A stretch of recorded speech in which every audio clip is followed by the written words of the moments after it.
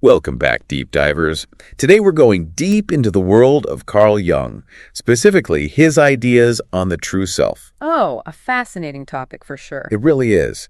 And to guide us, we'll be drawing insights from a YouTube video by the deep thinker titled How to See Your True Self, Carl Jung. So, what is it about Jung's work that you think draws so many people in? I think a lot of people sense there's more to life than what we see on the surface, and Jung really speaks to that. Definitely. He believed that this true self isn't about creating something new, but uncovering what's already there, like an archaeological dig into your own soul. I love that image. And this dig you're talking about, that's what Jung called individuation, right? Right. And it's not just becoming an individual, but becoming the individual you were always meant to be. Exactly. And it's not a quick process, it's a journey. A journey, definitely. Like a puzzle. We all have these different pieces, our experiences, our traits, even our flaws. And the journey is about fitting them together to see the full picture, the authentic self. That makes me think about times when I've had a really strong reaction to something, maybe even stronger than the situation called for. Could that be a clue that there are some pieces of the puzzle I haven't integrated yet? Absolutely. Jung believed those hidden pieces, the ones we often try to ignore or deny, form what he called the shadow. Shadow. Yeah, the shadow. And it's not that these aspects are inherently bad. Okay. It's more that they're the parts of ourselves we haven't fully accepted or understood. And the longer we ignore them, the more they can influence us from the shadow. That's a bit unsettling, isn't it? Like having a blind spot, something operating behind the scenes that we're not even aware of. Jung had a great quote about this.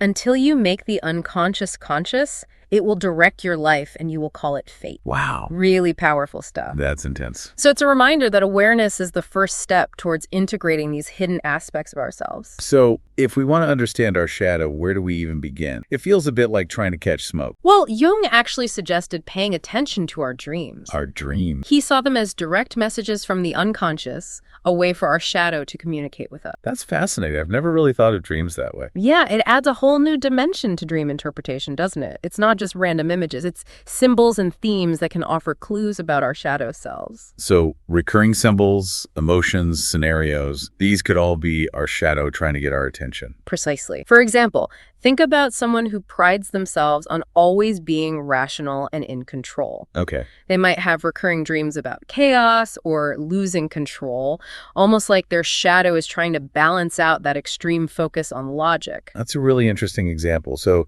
we've got the shadow lurking beneath the surface, but then there's also this idea of the light, the persona we present to the world, right? Right. Jung called this the persona, the mask we wear to fit in, to meet societal expectations, or even just to protect ourselves. Right. And it serves a purpose, but the danger is mistaking it for our true self. So someone might build a persona around being extremely agreeable and helpful, always putting others' needs first, but their shadow side is actually full of resentment and unexpressed anger. They're hiding their true feelings behind a mask of niceness. Exactly. The persona can be a way of avoiding conflict or difficult emotions, but the more we cling to it, the further we drift from our authentic self. This feels like peeling back the layers of an onion. We've got the shadow underneath and the persona on top. So what happens when we strip all of that away? That's the big question, and that's what we'll explore in the next part of our deep dive. We'll talk about what Jung had to say about the true self, how to differentiate it from the persona, and what it really means to live authentic. Welcome back to our deep dive into Carl Jung and this idea of the true self. We've explored the hidden depths of the shadow and the masks we wear, the persona. But now,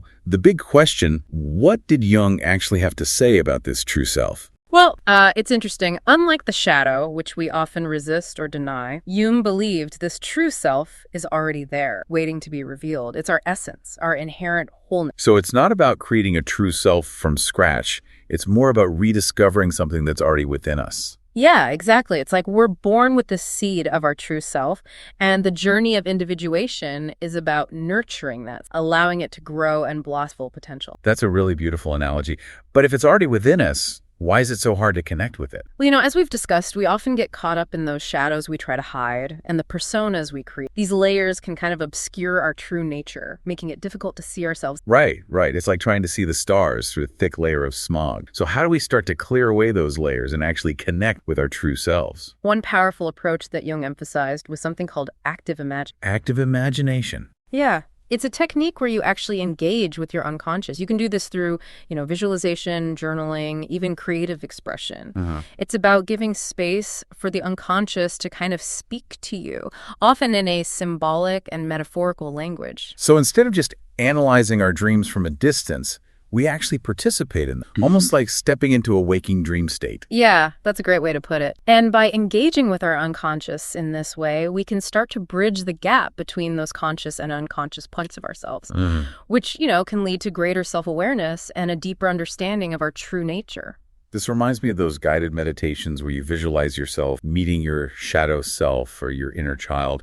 Is that kind of a form of active imagination? Oh, absolutely. The key is to approach it with a sense of curiosity and open, allowing whatever emerges to come forth without judgment. Okay. It can be a really powerful way to connect with those deeper layers of ours, including the true self. This makes me think about the hero's journey you see in mythology, Oh, yeah. where the hero often has to descend into the underworld, Yeah. face their fears, and then integrate their shadow before they can emerge, like transformed.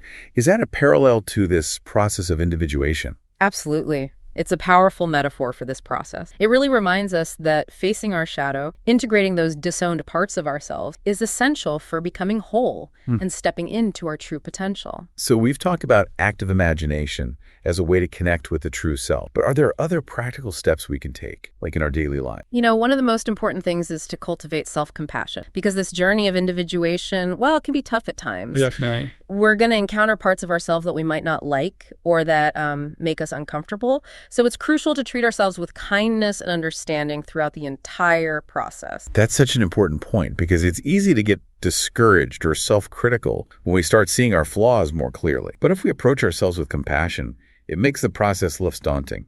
Exactly. And remember, self-compassion doesn't mean ignoring our flaws or pretending they don't exist. Right. It's about acknowledging them with a sense of acceptance, a willingness to work with them rather than against them. This makes me wonder, does living from the true self mean that we'll never experience negative emotions like anger or sadness? Or is it more about how we relate to those emotions? That's a great question. Living from the true self doesn't mean we suddenly become immune to all those negative emotions. Right.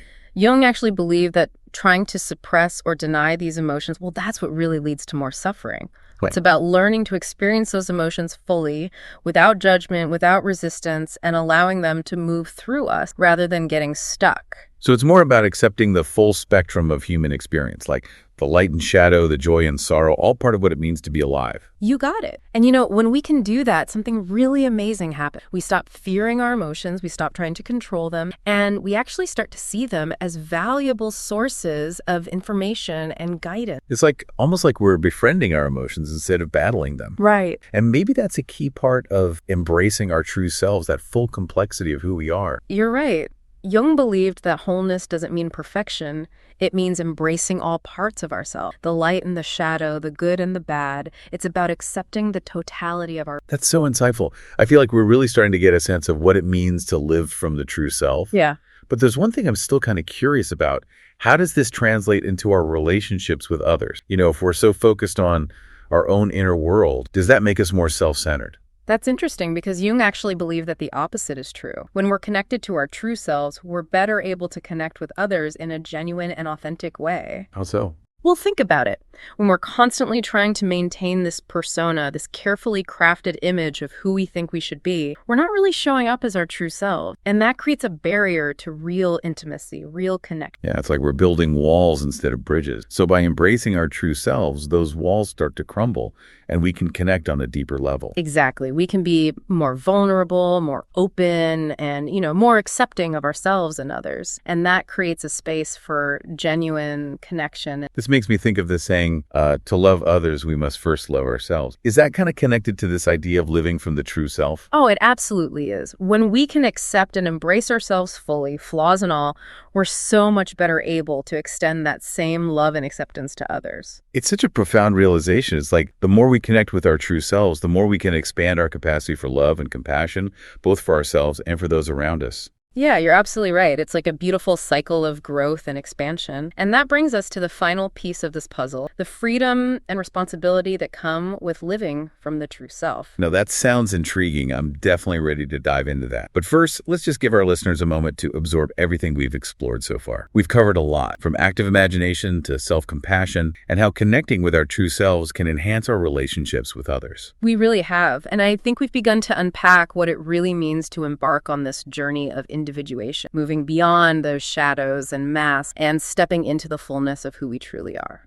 And in the final part of our deep dive, we'll explore what it means to live from that place of authenticity, the freedom and responsibility that come with it, and the transformative power of embracing wholeness. I can't wait to continue this exploration with you. Until then, take some time to reflect on what we've talked about today. What resonates with you? What steps can you take to cultivate a deeper connection with your... All right, welcome back to our final deep dive into Carl Jung. We've explored the shadow, the persona, and really how to connect with the true self. Now, the big question is, what does it actually mean to live from that true self? What changes when we stop hiding behind all those masks and really step into our authenticity? Well, it's a profound shift. And, it brings, as we touched on earlier, this new level of freedom. But Jung was really clear that this freedom, it isn't about just doing whatever you want without consequences. It's a much more mature and responsible kind of freedom. Okay, so it's not this free-for-all, just indulging every whim. Yeah. There's a deeper sense of responsibility woven into it. Exactly. It's the freedom to make choices that align with your true value. Even if they're not, the easiest or most popular choices, it's about really taking ownership of your life, your actions, and your impact on the world around you. It makes me think about people pleasers, those who constantly shapeshift to fit what they think others expect of them. Does embracing the true self mean they have to become uncaring or stop being kind?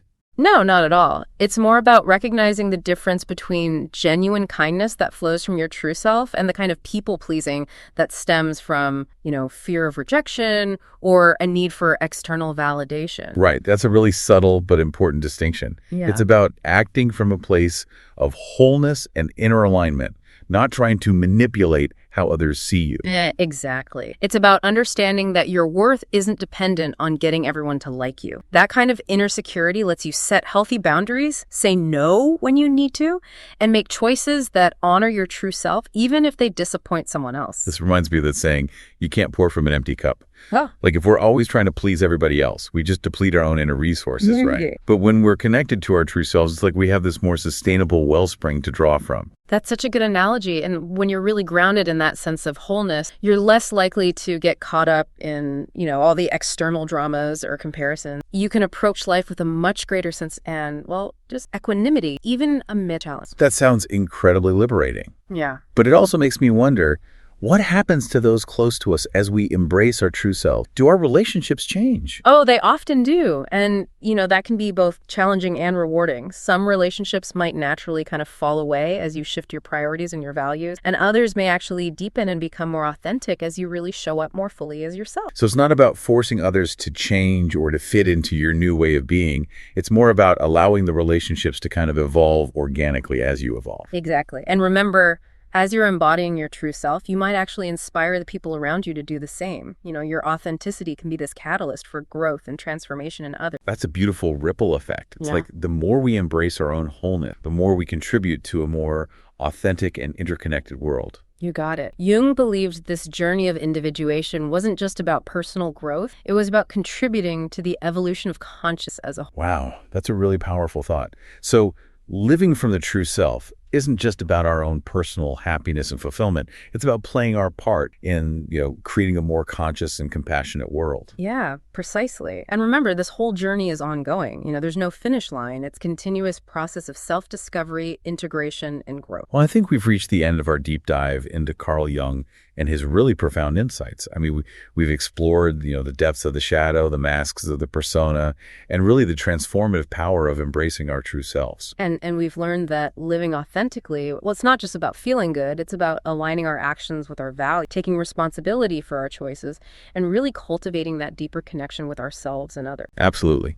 And as we kind of resurface from this deep dive, we want to leave you with this final thought. If you could shed all the masks, all the expectations, all the roles that you play, who would you be at your core? What would it look like to really live from that place of authenticity, to embody your true self in all its fullness? That's the question we invite you to explore. That's a great question to ponder. And thank you all for joining us on this journey. Keep diving deep, keep questioning, keep discovering the truly extraordinary potential that lies within each of you. And until next time, keep seeking, keep growing, and keep becoming.